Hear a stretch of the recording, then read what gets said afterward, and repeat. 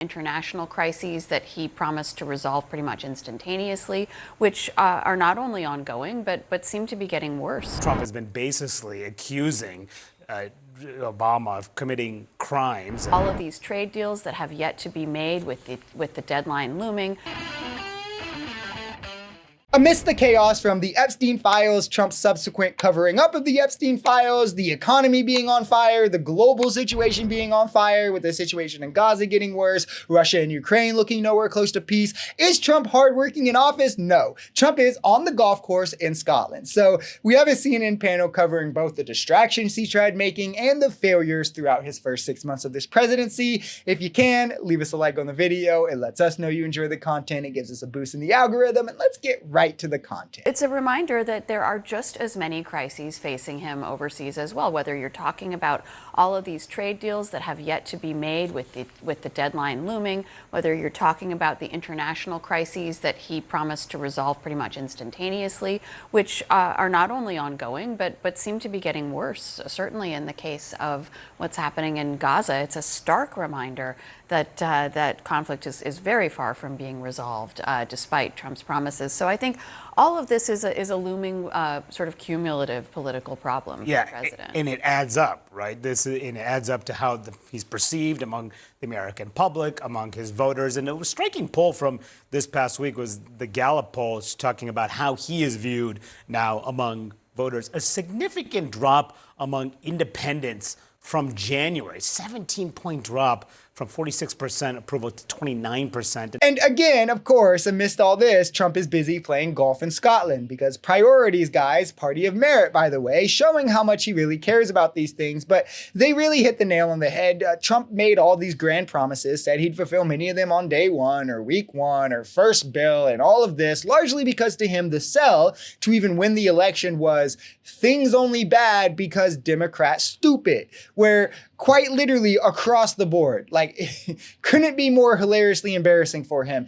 Every single issue he said, only a problem because Democrats stupid, is now worse under his watch. Many directly because of his actions where you could draw a one-to-one line. Inflation rising instead of falling. GDP declined instead of grew. Job numbers have been abysmal. Russia, Ukraine is in a more tense place than ever. Starvation is increasing in Gaza. We've preemptively bombed Iran, maybe dragging them into this. Like literally Trump has struck out across the board.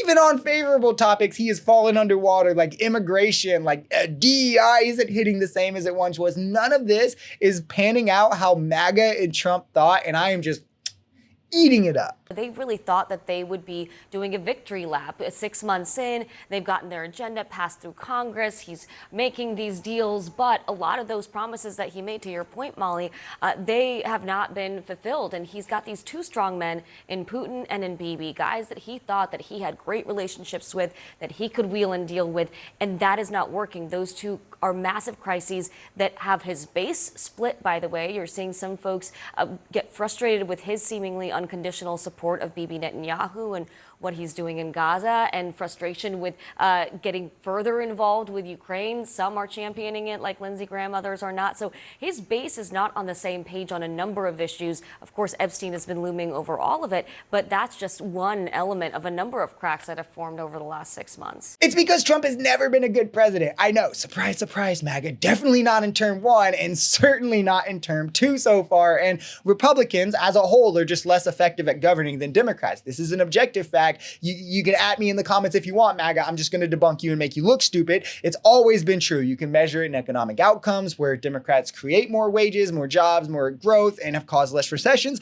Or you can look at like legislation. The sheer fact Biden, with smaller margins, passed 7 bills to Trump's 1. He passed more bills bipartisanly when the Republicans controlled the House than Trump did when Republicans controlled the House and the Senate. People view Trump won through rose-tinted glasses, largely because the pandemic effects made everything so bad that people were like, oh, you know, back in my day, like you hear this with old people all the time, where they'd be like, back in my day, things were better. And it's like, well, no, back in your day, like I would have got hung from a tree. But Trump was consistently selling this kind of propaganda. And I think many people did kind of put on these rose-tinted goggles about, oh, Trump 1 was this strong economic term, when it was marred by him underperforming job numbers consistently, never living up to the GDP growth he promised or that Obama had brought. And he led us into a manufacturing recession and stunted wages. Wages did not grow significantly during his first term. We lucked out not having big things come up for Trump to handle prior to COVID, of course, where when COVID hit, that should have gave the game away that he's in way over his head as he literally fumbled every single step along the way. You can't point to something during COVID that he did correctly. This is Barack Obama in the OJ White van escaping the LAPD. Trump has been basically accusing Obama of committing crimes and suggesting that he and others should be prosecuted. Even saying that in another post yesterday that Beyonce, Oprah, Al Sharpton, Kamala Harris, among others, they should all be prosecuted. Not Beyonce. No, let's not go to Beyonce. Come on. She's in Vegas right now. We're all excited. I know, the last night of her tour, my God. Listen, this is just food for the base. These are the greatest hits that the president can play. The normal people that he can be derogatory towards, that his base will pick up, particularly in a moment where you're right, there is that split, there is that tension. I know I've said this a lot in this video, but she's spot on. They've all been spot on. What can I say? Trump essentially is malfunctioning. So he's resorting hardwire malfunction to his usual get out of jail free card for his 60 IQ base that he did up every time he's held accountable. Say it's fake news, say that the Democrats and everyone is against you and that's why this is happening, none of it's real, and then blame Democrats of being criminals and try to turn the lens to Democrat criminals, right? I was hoping that when this first happened, that when he first decided he was going to take this path, that it would be eye-opening, that even if it was some small minority, which I always thought it would be, that at least some of MAGA's eyes would open to like, okay, we know this thing is real. We believe it. We know Trump close to Epstein. Now, as the list is about to get released, we have the reporting that Trump is on the list. And now all of a sudden he's 180ing from saying it's real, he'll release it and it incriminates Democrats, to saying that Democrats made it up and that they're using it to come and get him. Like that, I was hoping would open their eyes to like, okay, well, nothing he said about Democrats targeting me is true. Like we can believe all the charges. Nothing he said about the fake news is true. We can believe COVID. We can believe all of this. But like, no, like these people just still buy into all the other weird shit. Like, and I do just want to like, we'll just end on this, right? Media literacy is important. Like when these people say fake news, they say you can't believe things. Media literacy is important to have. But once you have media literacy, like once you understand like how to digest media, mainstream media is totally reliable.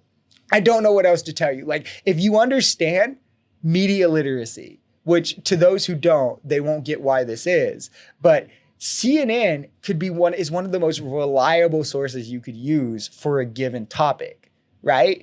And it's really, really juvenile. And you get it from both sides. There's a lot of people on the extreme left who would be like, we can't trust CNN because of Israel, Gaza. Again, media literacy, right? Understanding what is the use, what is the utility, what is the benefit of a given media. But like, there are issues with mainstream media, but it's not anything like what any of these clowns pretend. And it's all because CNN won't say that like COVID was made in the lab or that the 2020 election was stolen. That's the issues they have with it. When in reality, it's more about like, just like with politics, the influence that big money can play both in what is going to be hyper focused on and what is going to be left out and not covered enough.